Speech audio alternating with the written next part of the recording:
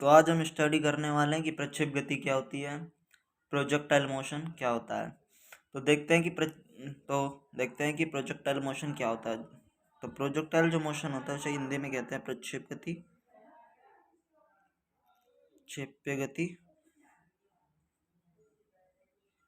प्रक्षेप्य गति बोले तो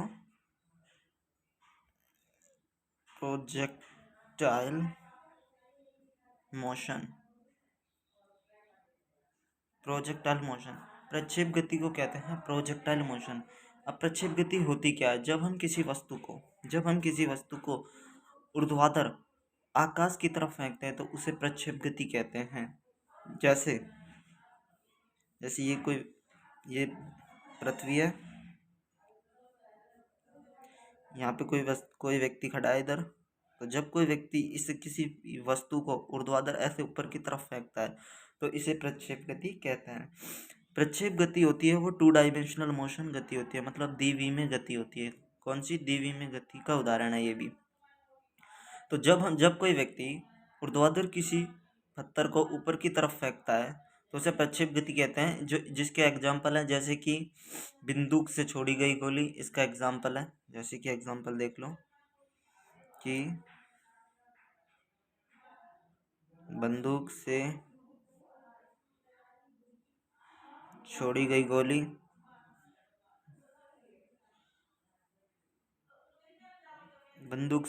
गोली, दूसरा एग्जाम्पल देख लेते हैं हम। क्रिकेट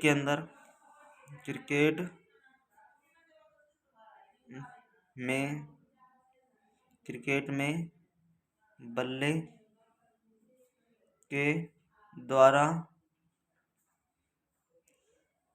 बॉल की गति,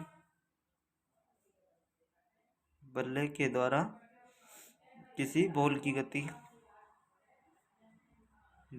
गति। तीसरा एग्जाम्पल जैसे धनुष से छोड़े गए तीर की गति। ऐसे कई एग्जाम्पल है जो कि प्रक्षेप गति के उदाहरण है। अर्थात सीधी बात यह है कि जब कोई वस्तु को ऐसे फेंकते हैं, ऊपर की तरफ ऊर्ध्वाधर फेंकते हैं तो उसे ही प्रक्षेप गति कहते हैं। ये 2 डायमेंशनल होती है, हमने बताया था। अब देख, जब हम किसी वस्तु को तो ऊपर की ओर फेंकते हैं तो इसमें कई चीज़ें ऐसी होती है जो इनका विरोध करता है। जैसे कि इसके अंतर्गत हवा होता है, हवा की जो होता है, जो वायु होती है, वो इसके गति का विरोध करती है ऊपर की तरफ, लेकिन उसे हम नगण्य मानकर छोड़ देते हैं क्योंकि वो बहुत कम उसका विरोध करती है। ये हो गए। अब उसके बाद पढ़ते हैं हम, देखते हैं कि वेग का जो घटक होते हैं, इसके घटक के बारे में जानते हैं। जैसे ये, अब इसके बारे में डेप्थ और आगे स्टडी करते हैं। ये कोई कण है जो ऐसे गति कर रहा है, तो उसका ये जो घटक होता है, यहाँ पे इधर वाला जो नीचे वाला जो घटक होता है एक्स एक्सिस, और ये होता है वाई एक्सिस। ये आपको पता है, इसलिए इसे 2 डायमेंशनल मोशन भी कहते हैं।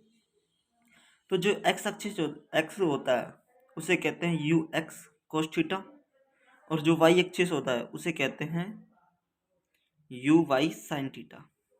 मतलब ये कोस थीटा वाला घटक है और ये साइन थीटा वाला घटक है।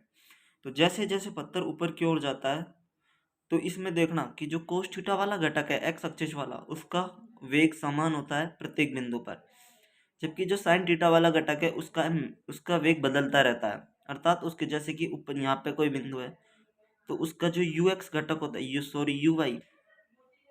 यू वाई जो घटक है वो ऊपर की तरफ ही होगा, और जो यू साइन थीटा वो हमेशा यू एक्स इधर की ओर लगेगा, और जी क्या है यहाँ पे? ग्रेविटेशन एक्सेलरेशन, मतलब गुरुत्वीय त्वरण, जो कि हमेशा नीचे की ओर लगेगा। प्रत्येक बिंदु पर वो ऐसे ही लगेगा, लेकिन जब यह मैक्सिमम पॉइंट पर पहुंचेगा तो इसके अंतर्गत यू वाई घटक और यू एक्स घटक, यू एक्स है वो इधर की ओर लगेगा, ये क्षैतिज घटक है यू एक्स, और यू वाई ऊर्ध्वाधर घटक है। तो इनके मध्य जो कोण होता है वो थीटा 90 डिग्री होता है। मैक्सिमम पॉइंट पर कितना डिग्री? 90 डिग्री। तो इसलिए यहाँ पर उनके मध्य का जो कोण होगा वो 90 डिग्री होने के कारण उनके मध्य जो उसका वेग होगा, अर्थात यू वाई साइन थीटा, और थीटा इज इक्वल टू, और u x u y sine theta upon u x cos theta, अर्थात टेन थीटा हो जाएगा। यू वाई साइन थीटा में थीटा इजिकल टू 90 रखेंगे तो 1 आएगा, और कोस थीटा में थीटा रखेंगे तो 0 आ जाएगा। तो इसकी जो वैल्यू आएगी, अर्थात यहाँ पर यू एक्स जो आएगा, अर्थात ऊर्ध्वाधर जो घटक आएगा उसका मैक्सिमम पॉइंट पर, किसी भी वस्तु की मैक्सिमम पॉइंट पर उसका वेग कैसा हो जाता है, 0, अर्थात वी यू बराबर हो जाएगा 0। जब एग्जाम में पूछे कि किसी भी बिंदु को प्रक्षेप गति के दौरान फेंकने पर उसके मैक्सिमम बिंदु पर उसका वेग क्या होता है, 0 होता है। ये नोट करके डाल लेना। जैसे जैसे वस्तु ऊपर की ओर बढ़ती जाती है तो उसका वेग घटता जाता है, और नीचे की तरफ आती है तो उसका वेग बढ़ेगा। अब जानते हैं कि क्षैतिज परास क्या होती है। इसे क्या कहते हैं, ये होती है आर रेंज, और ये होती है इसकी हाइट। समझ आया? तो अब इसका जो फॉर्मूला है, क्षैतिज परास क्या होती है इसके बारे में जानते हैं। क्षैतिज परास, जब हम किसी वस्तु को ऊर्ध्वाधर ऐसे फेंकते हैं तो उसके द्वारा जो दूरी तय की जाती है उसे क्षैतिज परास कहते हैं। ये पूरी को क्या कहते हैं, क्षैतिज परास होती है। जिसका जो फॉर्मूला है डायरेक्ट याद कर लेना, U square sine 2 theta upon G, ये इसका फॉर्मूला होता है क्षैतिज परास का। ठीक है, अर्थात जब हमें क्षैतिज परास याद करनी हो तो हमें ये वाला फॉर्मूला यूज में लेना होगा।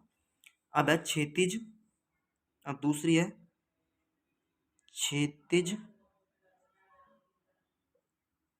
क्षैतिज अंतराल, मतलब यहाँ से यहाँ तक आने में उसे कितना टाइम लगा। तो उसका जो फॉर्मूला है वो है टी बराबर 2u साइन थीटा अपॉन जी, टी बराबर 2u sign theta upon G, ये इसका फॉर्मूला होता है।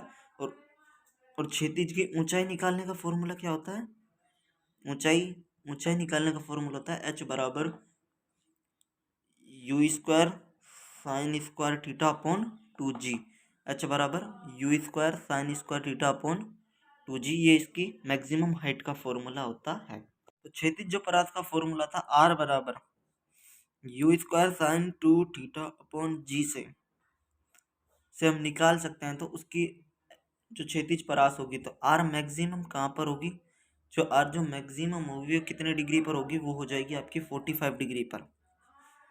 अर्थात जब किसी वस्तु को आप 45 डिग्री पर फेंकोगे तो उसकी जो क्षैतिज परास होगी वो मैक्सिमम होगी, जबकि जो हाइट मैक्सिमम कितने पर होगी, जब आप किसी वस्तु को 90 डिग्री पर फेंकोगे तो उसकी हाइट मैक्सिमम होगी। हाइट के फॉर्मूले में रख लेना, ऐसे निकल जाएगा। तो क्षैतिज परास 45 डिग्री पर मैक्सिमम होगी, जबकि हाइट 90 डिग्री पर मैक्सिमम होगी। लेकिन हाइट रेंज मैक्सिमम बराबर हाइट मैक्सिमम, मतलब दोनों बराबर कितने डिग्री पर होगी, वो होगी आपके 76 डिग्री पर। ये ध्यान रख लेना, रेंज और हाइट कितने डिग्री पर बराबर होगी, वो हो जाएगी 76 डिग्री पर हो जाएगी। अब जब किसी वस्तु को आप किसी वस्तु को थीटा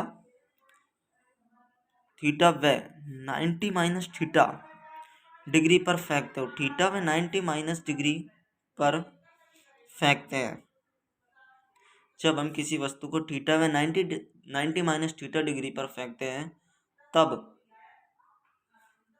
उसकी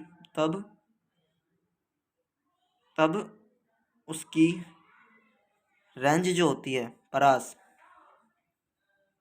बराबर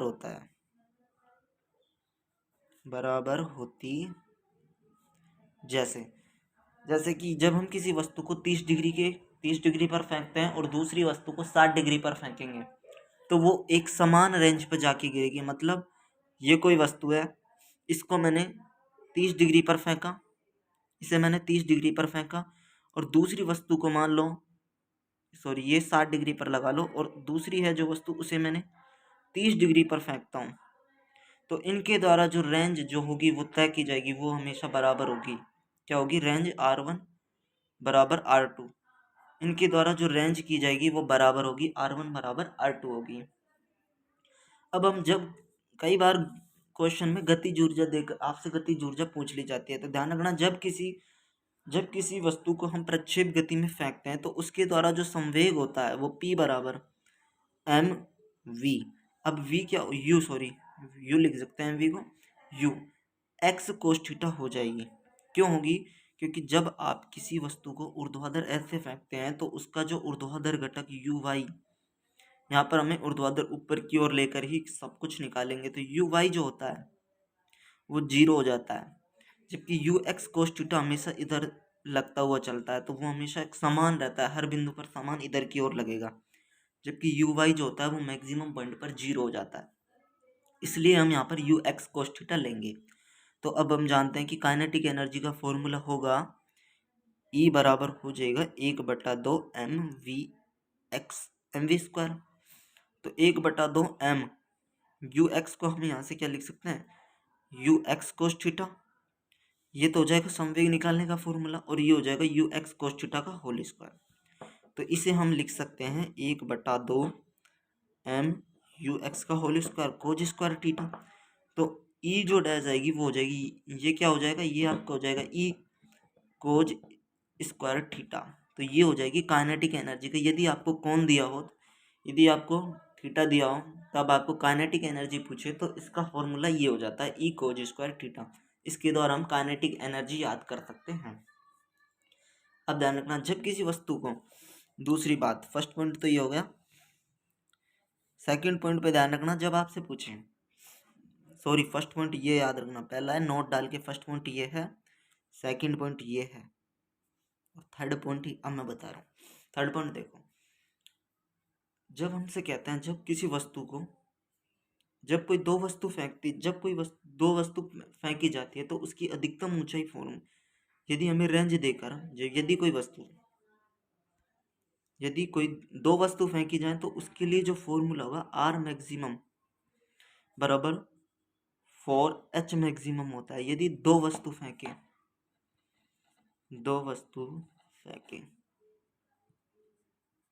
तो हमें ये वाला फॉर्मूला लगाना है। यदि एक वस्तु फेंके तो आर मैक्सिमम बराबर होता है 2h मैक्सिमम के।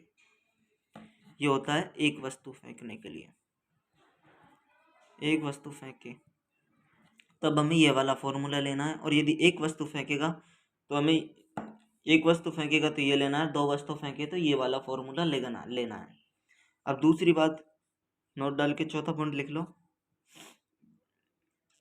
T1/T2 जो होता है वो होता है tan थीटा के।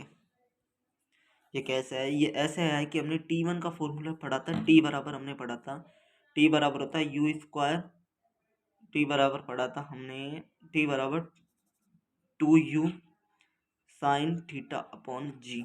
उससे हम याद कर सकते हैं T बराबर 2u साइन थीटा अपॉन जी के फॉर्मूले से, जब हम T1/T2 को रखेंगे तो 2u अपॉन जी कट जाएगा और tan थीटा बच जाएगा। इससे हम, तो T1/T2 का अनुपात tan थीटा आता है।